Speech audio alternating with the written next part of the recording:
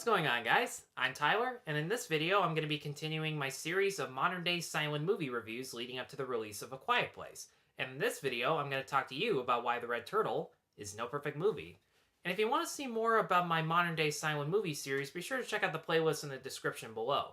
I already have a review up for Wonderstruck, and I'm going to be having reviews for Boy in the World and The Tribe up this month. So The Red Turtle takes place on this mysterious island. It's uninhabited, but it has a lot of resources. And when this man washes ashore, he builds several different rafts to try and sail away. But every single time, he's defeated by this giant, mysterious red turtle. The most I knew before I saw this movie was that the story was told with no dialogue. Because that's actually the style that this director is known for. I'm not actually gonna try and even say his name, I'm sure I'd mess it up, but before this movie, he only made short films that were about 3 to 8 minutes long. So he could tell a simple story purely visually with no dialogue, and after he won an Oscar for one of these shorts, Studio Ghibli and Wild Bunch Studios contacted him asking him to make this movie for them. Based on that style alone, and that could easily backfire because this movie is an hour and 20 minutes. And as I said before, the longest movie he had made before that was only 8 minutes, so you might wonder how does he able to stretch out a story just like that? But the reason this movie is so good is not just because of the visual storytelling or the beautiful animation, but how the story of this movie is structured. Now I'm just going to keep all the obvious facts short. This is a gorgeous looking movie with beautiful, fluid animation.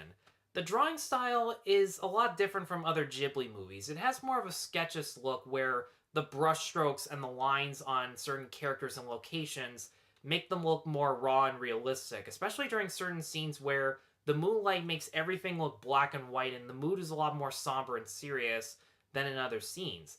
But at the same time, the colors make everything look bright and beautiful. The colors blue and green stand out the most because of how bright and vibrant they are, like the deep blue sea and the lush bamboo forest that surrounds the entire island. And with no dialogue, aside from the main character screaming out loud, looking for someone else on the island, or just screaming out in frustration, there are multiple different themes about humanity and nature, how they coexist, and why they might conflict with each other that are just among the few themes integrated into the story.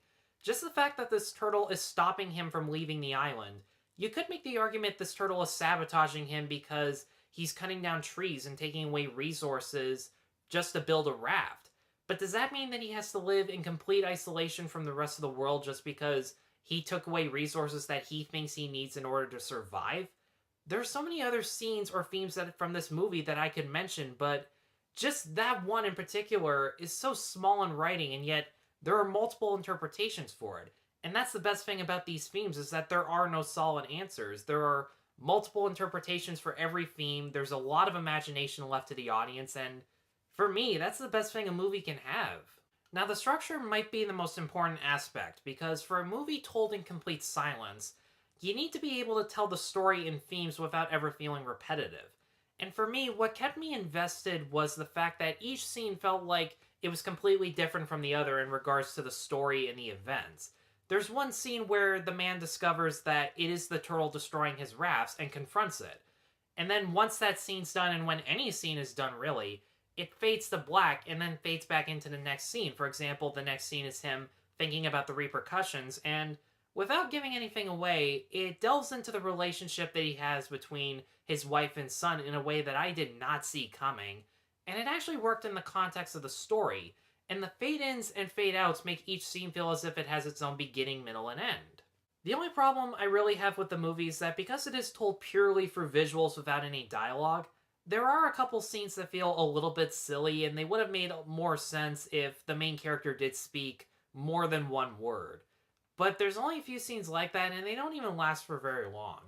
Outside of that, I think The Red Turtle is among Studio Ghibli's best movies. It has some of the best animation, it has some of the most important themes, and they tell it a lot more subtly than other Ghibli movies.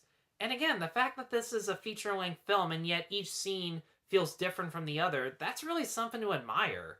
And for that reason, I'm going to give The Red Turtle a 4.5 out of 5. Guys, thanks as always for watching, and stay tuned for more videos in my silent movie series. If you haven't already, be sure to check out the playlist in the description below. If you've seen The Red Turtle, what did you think about it? Be sure to let me know in the comments below, Be sure to like, subscribe, check out my other reviews at NoPerfectMovie.com, and once again, thank you all very much for watching. Take care.